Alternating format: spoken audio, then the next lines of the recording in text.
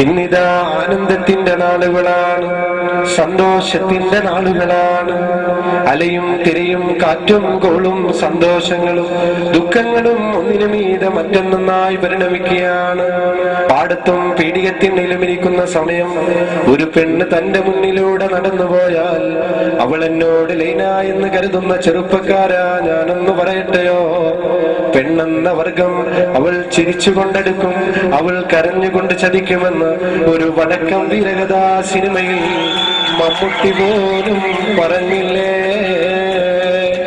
ചീരുവരും പാമ്പിനെ നമ്പ്, ചിരിച്ചുവരും പെണ്ണിനെ നമ്പിക്കൂടാതെന്ന് ഏതോ ഒരു തമിഴ് സിനിമയിൽ തമിഴകത്തിന്റെ സൂപ്പർ സ്റ്റാറായ രജനികാന്ത് പോലും പറഞ്ഞില്ലേ.